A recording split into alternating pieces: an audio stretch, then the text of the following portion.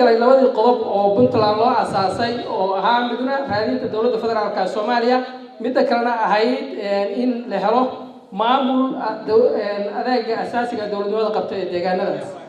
run ahaantii waxaa la oran karaa labadiiba waa lagu guuleystay Puntland intii ay jirtay waxay hooy u noqotay oo ay mataqaanaa hooyo u noqotay Soomaali badan oo xilligii dawladda Soomaaliya burbursanay intii aan dawlad federaal la dhisin oo aan artan la soo gaarin iyo dawladdii ka dambeysay oo TFT-da labadaba Soomaali aad u fara badan baa meeshaas hooyo u noqotay oo ku noolayd kuwa ganacsi fara badan ka sameeyay waxay ahayd meel Soomaaliyeed alxamdulillaah rabbil caalamiin meel Soomaalida u siman Soomaali aad u fara badan baa hadda madax ka noqotay oo golaha deegaanka hadda Soomaaliya dhan baa ka tartamaysay waxyaabaha qabsoomay waxaa ka mid ah oo Puntland u qabsoomay intii ay jirtay doorashooyin aan weli Soomaalida kala gaarin marka laga reebo Somaliland oo ay ka mid tahay hadda golaha deegaanka oo la dhammaystiray 3 degmo ugu dambeysay iyo gulo kale oo fara badan marka waxaan ayadana rabaa inaan halakan caawa uga mahadceliyo madaxweynaha Puntland Siciid Cabdullaahi Dani ballanqaadkiisii doorashada oo ahaa in qodobadu ballan qaaday oo hortaminta lahaa waxa ka mid ahaa inuu qabanayo doorasho qof iyo cod ah taas ayuu oo sidoo ugu guuleystay oo u dhammaystiray waxaan rajaynayaa in dadka Puntland iyo Soomaalidu ay abaal uga hayso waxaan kaloo rabaa inaan madaxweynaha Puntland uga mahadceliyo waxyaabaha ay ka mid yihiin tanaasulkii uu tanaasulay xilligii hadda doorashada markii la isku qabqabsaday oo qof iyo cod shacabku aad u rabay niman siyaasiyiin ay doonayeen in lagu laabto 66 tanaasulkii uu madaxweynaha Puntland tanaasulay waxaan rabaa inaan uga mahadceliyo anoo ku hadlaya afkayga afka waxgaradka afka jaaliyadda iyo afka siyaasiyiinta Soomaaliyeed mar labaad iyo mar saddexaad waxaan rabaa inaan u mahadceliyo madaxweynaha Puntland waxaan rabaa inaan uga mahadceliyo sidii uu uga qayb galay tartankii Soomaaliya kadibna markii dambe natiijadii asaga iyo ragii musharaxiinta ay u aqbaleen taasoo ahayd asaaskii Puntland loo asaasay ugu dambeyn waxaan rabaa inaan ka hadlo maxaa inoo qabsoomay 26 sano ka bacdi maxaa si hadda in la gudboon waxaa inoo qabsoomay waxyaabahaas aan soo sheegay oo aan hadda ku laabanay waxaase in la gudboon in Soomaaliya aynu raadino wax kasto aynu tabanno iyo si kasto oo mataqaanaa xagal daacin u jirto oo ay tabasha u jirto waxaan ku talin lahaa in aan laga daalin ee la raadiyo ugu dambeyn waxaan rabaa qodobka ugu dambeeya aan rabaa inaan ka hadlo waxa weeye inaan u tacsiyeeyo dadkii maanta waxyeeladu ka soo gaartay xeebta Liido oo aan waxaan jeclaan lahaa inaynu dhammaanteen u ducayno caawa habeen farxadeed weeyaan waa 26 guuradii Puntland waxaa laga yaabaa 26 kaba waan joogaa aniga 26 kaba waxaa laga yaabaa dad aan joogin inay halkaa fadhiyaan runtii waa farxad in wiil aad dhashay uu ku gaaro 26 oo adoo nool uu 26 gaaro runtii Puntland rag baa ka shaqeeyay inay 26 gaarto aad baan ugu mahadcelinaynaa caawa in si farxad leh meel kasto daafaha adduunka ah loogu dabaaldegayo 26 guuradii Puntland aad baan ugu faraxsanahay runtii intaa kadib madaxweynaha shalay markuu khudbeeyay runtii aad baan ugu farxay Puntland dad gaara ma laha wuxuu sheegay inay Soomaaliya oo dhan leedahay shalayto ninkii Garowe laga doortay wuxuu ahaa koonfur galbeed sidoo madaxweynaha khudbadiisa ku sheegay yani cid kastoo Soomaali ah oo Soomaalinimadeedu ay sax tahay waxay leedahay Puntland marka waa farxad gaar ah iyadana waa farxad gaar ah waxaan rabaa intaa kadib inaan u mahadceliyo madaxweyne ku-xigeenka ra'iisul baarlamaanka iyo baarlamaanka maxay ahayd Puntland iyo shacabka Puntland oo iyaga oo gacmaha haysta gaarsiiyay meesha ay maanta joogto intaa kadib waxaan rabaa sheeko yar inaan idin dhexgeliyo soomaalida dhaqankeedu waxaa weeyaan laba nin oo walaalo ah ayaa waxay col lahaayeen muddo 15 sano 15 sano col lahaayeen kadib Soomaalidu ma ogaad inay col yihiin labadan nin ee walaalaha waana islamana deganaan meel buu degan yahay midkii yaraa gabar uu dhalay baa kii weynaa laga soo doon wuxuu ku hadlu garan way ma dhihi karo walaalkay aniga 15 sano ma wada hadlin ma dhihi karo oo dad baa u fadhiya wuxuu yiri ii soo dhawaada maxay ahayd waxaan aadayaa walaalkay hooshana gaarsiinaya reerkii markuu ku soo baxay yaa ilmihii waxay yiraahdeen aabo nin baa soo socda markaas islaantiisa waxay tiri waa walaalkay imi imaanaya wuxuu yiri waxa soo socda fiiri ma wallahi waa walaalka buu wuu soo baxay wuu soo dhaweeyay ii waran buu yiri wax u jiraan wuxuu yiri walaal waxa gurigayga jooga buu yiri dad aan garanayn waxaan isu qabno laakiin garanayo waxaan isu nahay inaan wada dhalanay bay garanayaan buu yiri laakiin ma garanayaan ani adiga inaan colnahay waxayna rabaan gabadhaadii khadra ahayd bay rabaan runtii labadii qof way isku soo ooyeen qalbiga isa saareen way ismarxabayeen aabi wuxuu yiri gabadhi wataa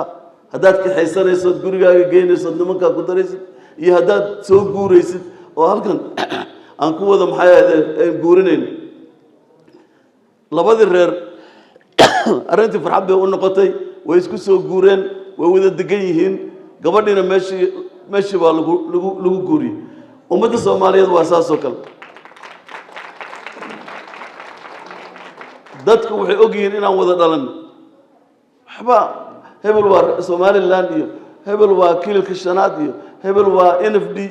iyo hebel waa Puntland hebel Jubaland ma yaqaanaan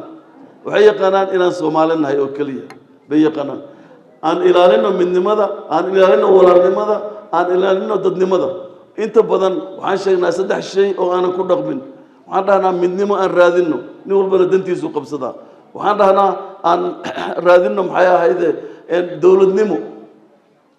waxaa lagu helaa shacabka oo is haysta ayaa dawlad noqda shacabka hadduu is haysanin dawlad meesha kama timaado markaan isku dayno in shacabkeenu uu midoobo aan isku dayno inaan midnimada ilaalino aan isku dayno inaan cadaaladda ilaalino aan isku dayno inaan xushmayno kan weyn oo kan yar oo xushmeeyo oo qof waliba uu noqdo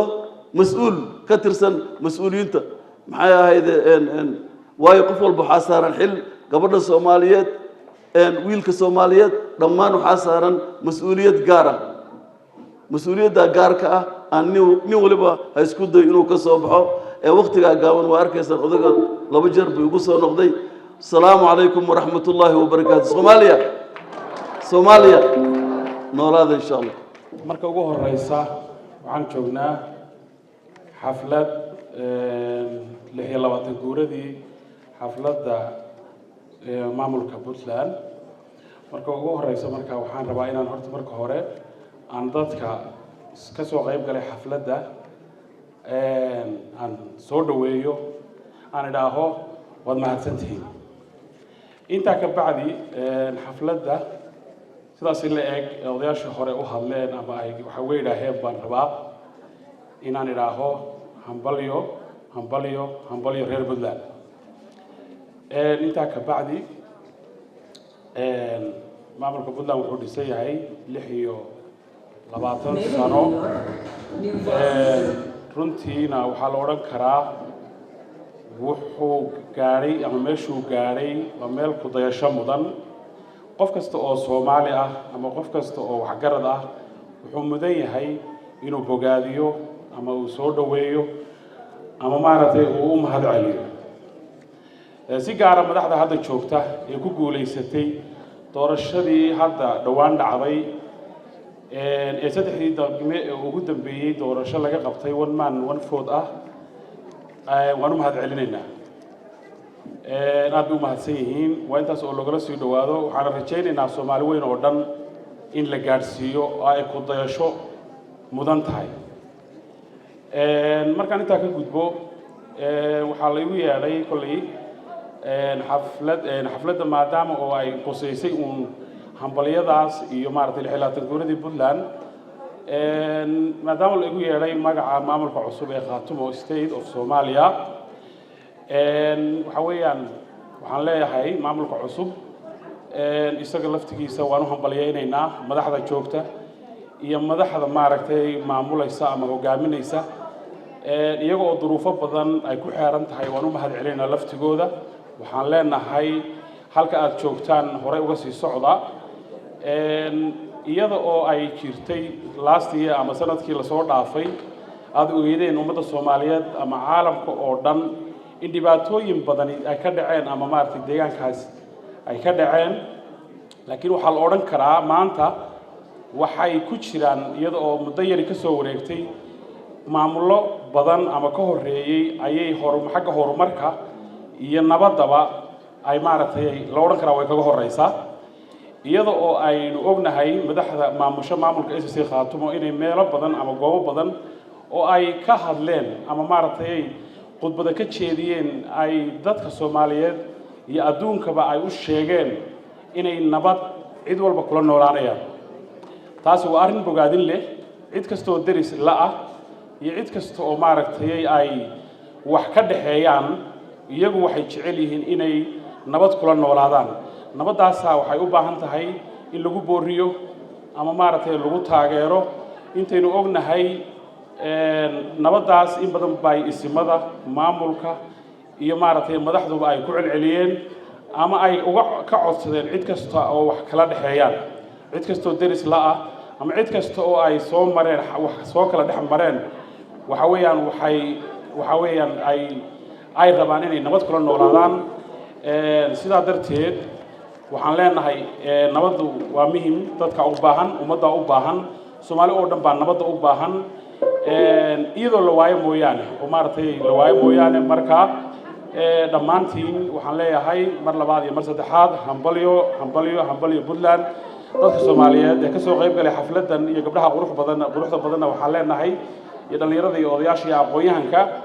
waxaan leenahay waad mahadsantihiin assalaamu calaykum waraxmatullaahi wabarakaatuh salaan kadib waxaan u hambalyaynayaa aan u mahadnaqayaa hambalyo ka hor jaaliyadii iyo asxaabtii iyo walaalihii qiimaha badnaa ee isku howlay xafladan quruxda iyo qiimaha ee mugga iyo miisaanka leh oo runtii waqti iyo dhaqaale iyo runtii nafba ku bixiyey aadaad u mahadsantihiin ajri iyo xasanaad aan la soo koobi karna allah idinka siiyo intaa kadib waxaan rabaa inaan dhaho hambalyo habeenka Puntland hambalyo jaaliyadda Puntland ee adduunka meelaha daafaha kala duwan hambalyo hooyada federaalka Soomaaliya hambalyo jaaliyad isku duuban mug iyo miisaan leh nabada jecel runtii midnimada iyo wadajirka mar walba ka shaqayso maanta ma xallin jiray ishaag ku astaysan runtii dad nabadeed oo deegaan nabadeed ka soo jeedo hambalyo reer Puntland runtii waxaan mar walba dhageysanaa heesaha Soomaalidu waa dhageysanaa laakiin heesta mugga iyo miisaanka leh aniga kale qalbigayga taabanayso waxay tahay ku dayo Puntland ku dayo Puntland waxaa looga dayanayaa nabadda Puntland waxaa looga dayanayaa wadajirka Puntland waxaa looga dayanayaa nidaam iyo kala dambeyn iyo isku tashi dhan walba leh runtii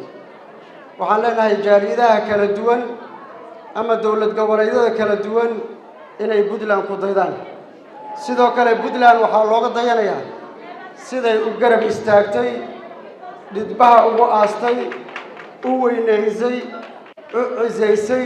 dirisnimadeeda iyo jiritaankeeda u dhistay walaalihii SSC Khaatumo ee waqti badan u baahnaa inay helaan midnimo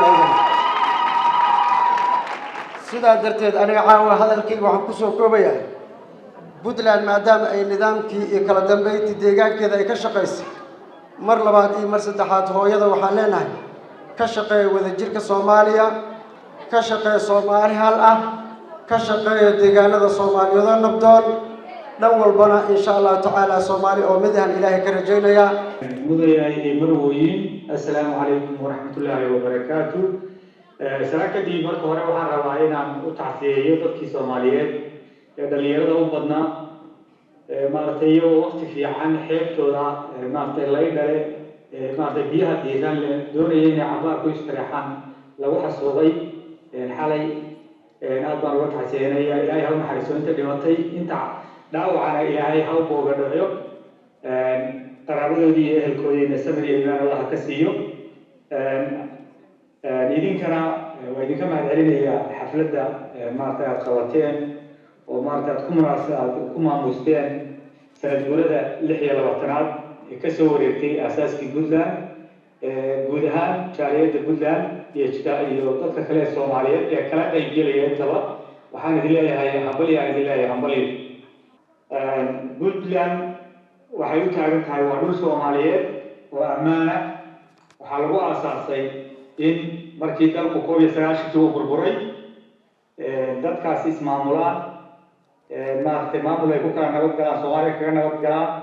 ay aasaaseen markii lagu guuleystay waxaa loo gudbay sidii Soomaalinimadooda loo gaarsiin lahaa baa laga shaqeeyay ilaa aakhirkii calankii Soomaaliyeed markii la filay Soomaaliya madaxweyne Puntland soo qaaday oo ku soo celiyay iyadoo xoog iyo xoolo iyo dhiig dhalinyaro Soomaaliyeed oo fara badan ay ku baxeen muddada la sii waday calanka halka la gaarsiinay filay Soomaaliya dowladnimada laga aasaaso waxay mar labaad Puntland ummadda Soomaaliyeed oo kala shaqakiday oo kala maartay irdhowday inay is aaminto inay ku soo noqon karaysay oo kaliya inay wax wada yeelato waxa kala lahaato oo nidaamka federaaliga uu noqdo lagu kala nabadgelayo la isku aaminayo la isugu soo noqonayo lagu wada heshiin karayo iyadoo dowladda dhexe awoodda keligeed aanay urursanayn ee awoodaha la qaybinayo adeegga dadka la gaarsiinayo dowladnimadana loo dhaweynayo nidaamkaas muddaa la dhirinayay Puntland si fiican uga taaba qaaday dimuqraadiyad baa loo gudbay dowladaha hoose la soo doorto qof iyo cod lagu soo doorto oo dadka Soomaaliyeed u siman yihiin dadkii ku noolaa halkan ku dhaqmay iyo dadka gobollada kale ka yimina ilaa iyo dadka koonfur galbeed ka yimid waxay ku soo baxeen maartay xildhibaanadii golaha deegaanka ee magaalada Garowe ay ku soo baxeen dadkii koonfur galbeed ka yimid taasi waxay astaan u tahay iyadoo hore baacmishtarka loogu sinaa oo deegaanka loogu sinaa oo suuqyada Garowe iyo Boosaaso iyo Galkacyo la saaro hadaa tagto dadka Soomaaliyeed oo dhan oo ka baacmishtareeyo hanti ku haysto oo deegaanka ka helayso haddana siyaasadii in loo siman yahay oo maartay qof dhowr sano ka hor 8 sano ama 10 sano ka hor ka yimid koonfur galbeed inuu xildhibaan isu soo sharaxay Garowe kuna guuleystay waxay caddeyn u tahay inuu dhul Soomaaliyeed yahay dowladnimo Soomaaliyeed iyo qarnimo Soomaaliyeed u taagan yahay ammaanna yahay dadka Soomaaliyeed ku nabad qabaan waxay u rajeynaysaa oo kala shaqeynaysaa weli ummadda Soomaaliyeed inay dowladnimo federaal ah oo dimuqraadiya isugu soo noqoto aan xukunka la isqasbin laakiin dadku qofka ay doonayaan ay doortaan inay hirgasho way weli ka shaqeynaysaa Puntland aad iyo aad baad u mahadsantihiin waa idinku hambalyeynaya xafladda guud ahaan dadka Soomaaliyeed gaar ahaan jaaliyadda reer Puntland ee soo abaabshay xafladdan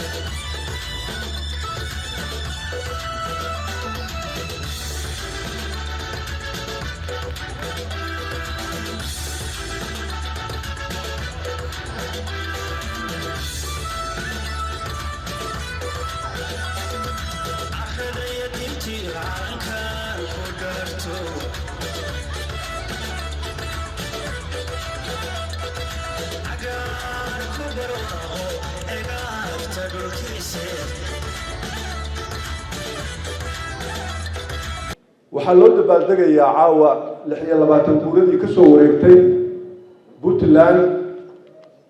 Puntland waa Soomaaliya Soomaaliyana waa Puntland run ahaantii qofka Soomaaliga ah markuu dhashay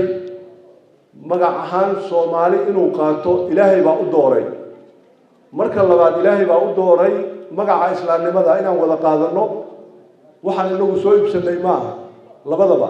ilaahay baa noogu deeqay rabbi asagaa ku mahadsan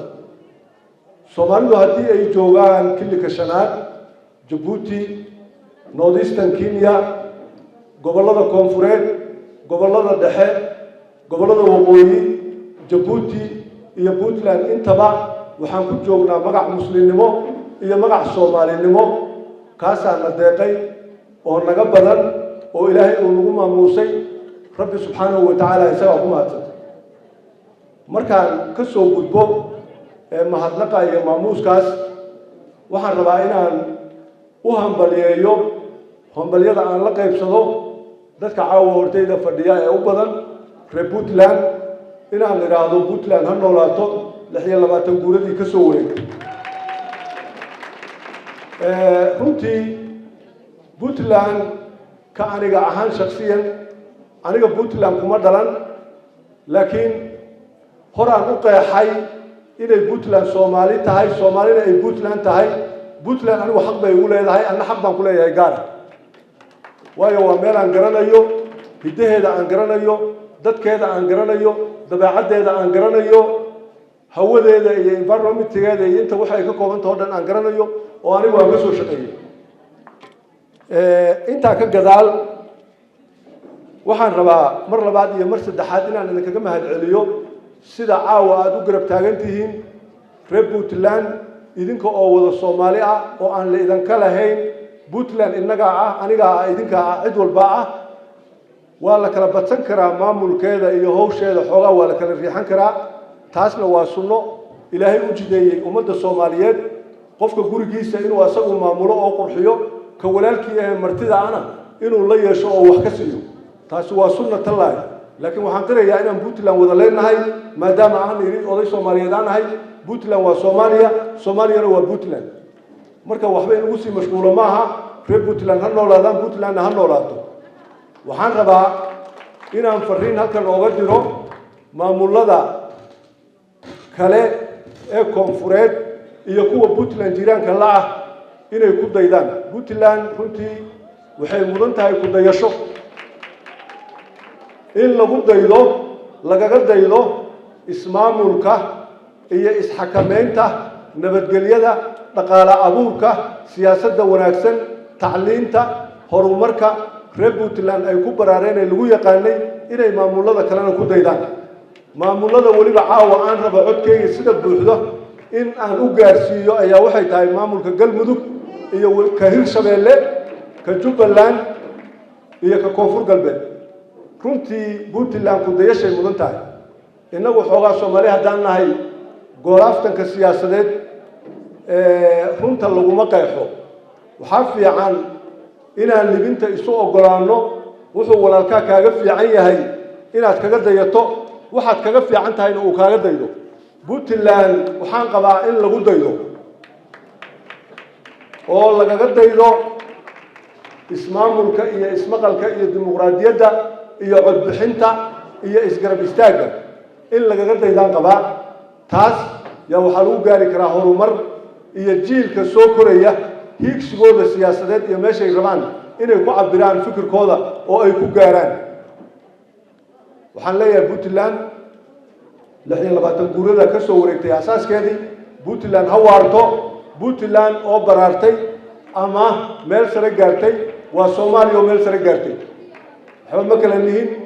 isku qoys baynu nahay isku dad baynu nahay isku dhiig baynu nahay isku af baynu nahay isku aragti baynu nahay soomaali midnimo iyo sharaf iyo garab istaag bay wax ku leedahay kala qooqoob ma uu jiro ilaahayna nama kala qaybin meelaan ku kala haraynana ma jirto waa isdaba soconaynaa waxbaan kala leenahay magaca waa kala yeelan karnaa laakiin wada jirku waa mid waa wada soconaynaa teen iyo weligeen waxaan leeyahay 26 guurada ka soo wareegtay ilaa 30 ha gaarto puntland ilaa 40 ha gaarto ilaa 50 ha gaarto biidni illaahi tabaaraka wa tacaala xilli annaga aynaan nooleen ayay gaari doontaa way mahadsan tahay puntland waxaan u mahadcelinayaa intii soo aasaastay xafladda qiimaha badan iyo intii gelisay juhdigan qiimaha badan ee meeshaan soo gaarsiiyey intii caawa xafladdu soo agaasintay ugu horeeyay saaxiibkay boqor faahiye oo run ahaantii wax badan soo dadaalay iyo intii la soo qaybisay hawshan ee gabdhaha quruxda badan iyo dhallinyaradaba ay ka midka yihiin walaalayaal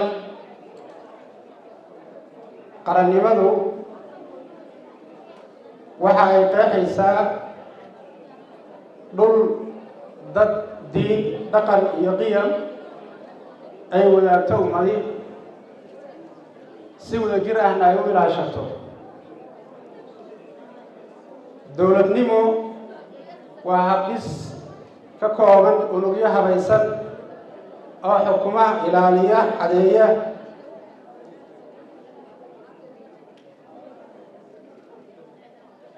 xalliya dabra dhammaan habdhaqanka bulsho meel ku wada nool una yeelo bulshadaas sooc ay kaga duwan tahay bulshooyinka kale ee dariska la ah ama dunida inteeda kale dowladnimadu waa mas-uuliyad wadareed ka samaysmay iskaashi bulsho oo ku salaysan maamul iyo maarayn kala dambeyn sharci oo bulshooyinku ay iskula fahmeen inay ku wada noolaadaan horumarna ay ku gaaraan haddii aynu fahanay qarannimada iyo dowladnimada haddaba dowladnimadeenna waa in ay yeelataa arrimahan soo socda lagana helo nabadgelyo waarta oo la isku halayn karo xasilooni siyaasadeed isku filnaansho dhaqaale deganaansho guud dowladnimo rasmi ah dimuqraadiyad dhab ah isku filnaansho qofeed dareen lahaansho midnimo iyo wadajir isla xisaabtan dhab ah xukuumad madax bannaan garsoor dowladeed iyo sinaan waa in qabyaaladda iyo dowladnimada la kala saaro federaalka sidoo kale awna horseedin in ay ummaddu kala fogaato oo dadku ay kala tagaan waxaynu joognaa halkii uu ka yiri awaan kayd maxamed cabdalle isma qaban karaan dowladnimo iyo qolo iyo reereere hadday kala qalooto danguudka la isla qaban waayo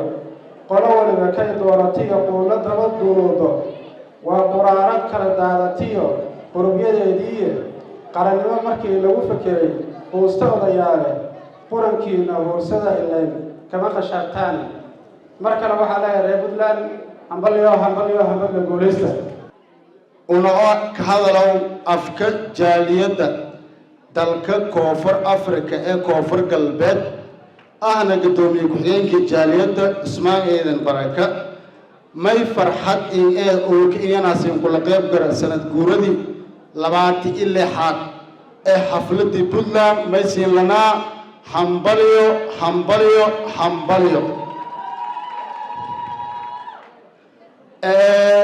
garowna baydhowna garow may kaloo eedtiinka ka hambaliyeeyay doorashadii quruxdo badanayti soomaali wiindhon daawadaasi waana aragaasi natiijadii ku dhalati ama hakubati howna anna maamulka koonfur galbeed eedaanka faraxsanna waana hadhowaayana maadaama golaha deegaan doorashada ee garow ninka guulaysani xildhibaanna ku hadli xildhibaan axmed maxamed sheekh maylana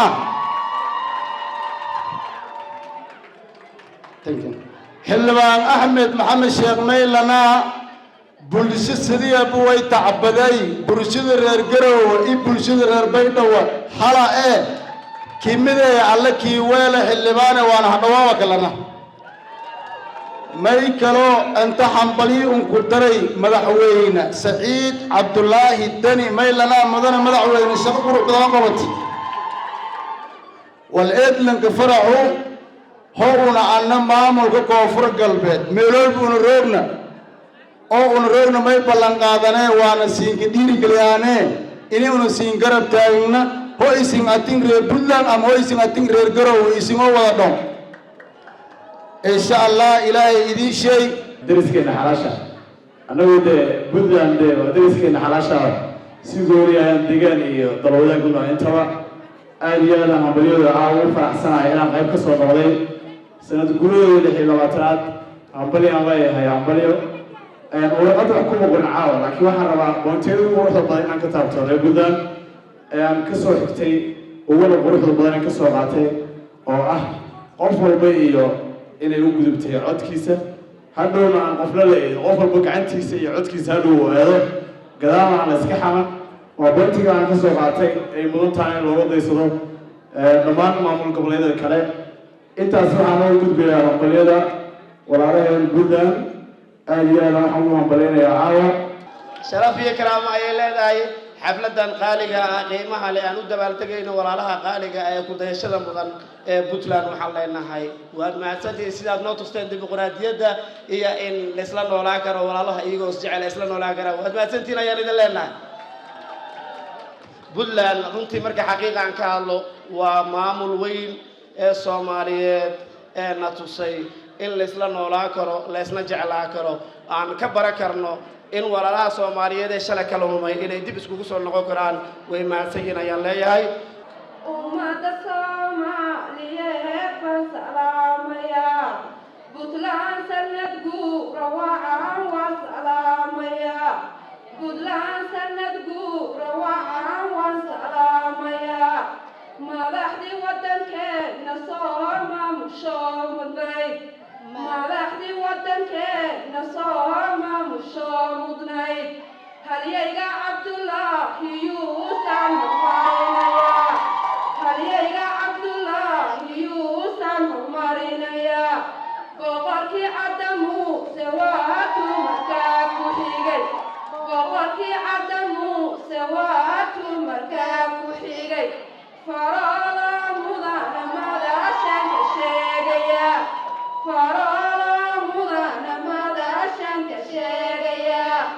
oo cabdi wali waa midkii Cadda sare ka dhigay oo cabdi wali waa midkii Cadda sare ka dhigay sareeyow deni sinaantu hormuud u yahay sareeyow deni sinaantu hormuud u yahay oo waa geesi dooraho waan ku diirsanaa oo waa geesi dooraho waan ku diirsanaa deniyo guuleyso weliga hoggaanka qabo deniyo guuleyso weliga hoggaanka qabo Puntland waa hoy barwaaqo badbaado taal Puntland waa hoy barwaaqo badbaado taal kala damayn Puntland waa hoy barwaaqo badbaado taal sinaan iyo kala damayn buu salkeedu yahay sinaan iyo kala damayn buu salkeedu yahay sinaanta lagu yaqaan serihii Puntland sinaanta lagu yaqaan serihii Puntland masaakiintiyo saboolka la saacida masaakiintiyo saboolka la saacida samaan badan weeye Soomaali u wada siman samaan badan weeye Soomaali u wada siman bilalay boosa sadeeqoy barwaaqa joog boosa sadeeqoy barwaaqa joog waa hambalyo iyo magaratay farxad dhammaan reer Puntland dhammaan ummadda Soomaaliyeed dhammaan kasoo qaybgalayaasha xafladana oo qiimaha badan intaa kadib caaway waxaan rabaa inaan u mahadceliyo kasoo qaybgalayaasha xafladda iyo gabagaabayaashii isku hawlay waqtigooda geliyey hadalka lameesha koo banaano oo dadkiiga horreeyay hadalka soo gabagabeeyey waa la daalanyahay waqtigiina ma rabo inaan intaa ka badan ka sii qaato aad iyo aad baa u mahadsantihiin waan islaamaya asalaamu calaykum waraxmatullah Puntland waxaan leenahay jira oo jooga horumara waxaan rajaynayaa insha Allah badilaa baariga maamulada kaleetana ay ku daysan doonaan insha Allah madaxda hogaamiyada Puntland waxaan leeyahay insha Allah kulay inay dadaalada ay wadaan hore u sii wadi doonaan kalma inta ka badan oo oran insha Allah asxaabay aad u wanaagsantihiin ragga iyo dumarka ka soo qayb galay Puntland ha noolaato wayda federaalka waxaan hambalyada iyo farxadda la qaybsanayaa dhammaan hoggaanka iyo shacabka reer Puntland dal iyo dibad meel walba ay joogaan waxaan leeyahay hambalyo reer Puntland xaqiiqatan waxay ku amaanan yihiin waxa la dhaawaa hooyada federaalka kulli hooyada federaalka waxa ay ku noqotay in halkan laga iclaamiyo uma baahno dhammaanteen waan wada garanaynaa horumarka ay ku jirtana ilaahay waxaan ooga baryaynaa inuu ilaahay u laabo nimcada barwaaqada nabadda amniga ay ku jiraan reer Puntland Allah u siyaadiyo waxaan rabaa inaan xafladan uga faa'iideysto hambaliyada qaybna aan ka noqdo sanad guuradii 26aad asaaskii maamul goboleedka Puntland hooyadii federaalka Soomaaliya inta Soomaaliya ee sogol ee dawladda federaalka Soomaaliya maanta ku mideysanne ay noqotay Puntland maamulkii ugu horeeyay la dhiso maantana jirsatay rubac qarni kor u dhaaftay waxaan leenahay hambalyo shacabka iyo dawladda reer Puntland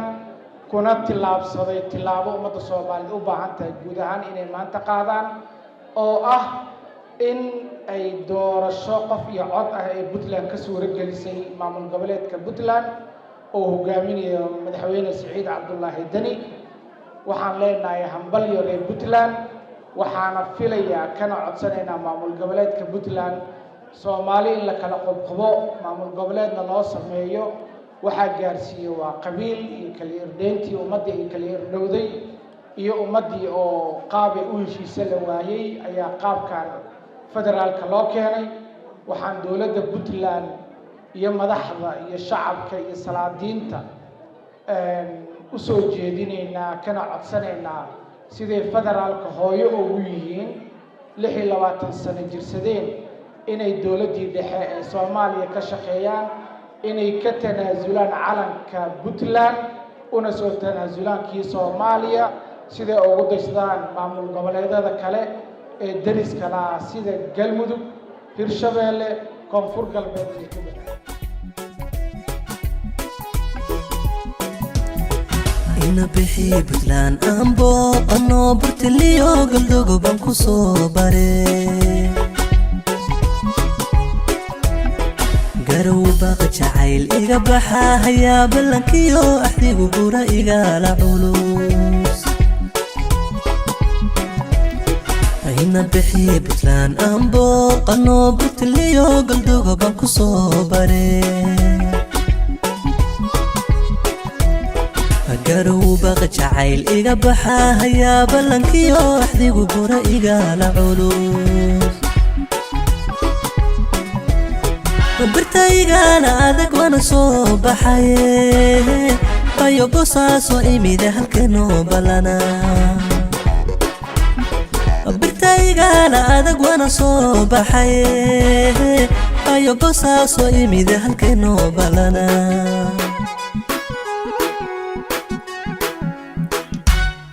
qarda iyo baday hoobeeya bahi kama jido heleleeya barbarkahan dayaba hidhibaayo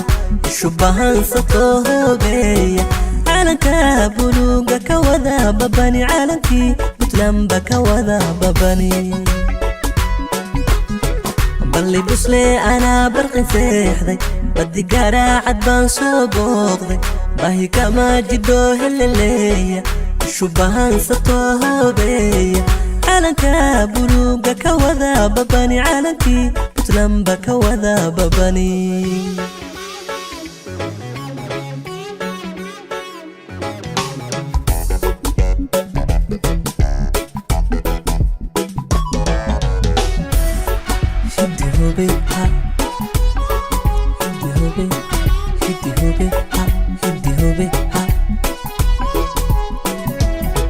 bayagaal kaxyay iga badan taho beerka xuunshadu balagi saaran yahay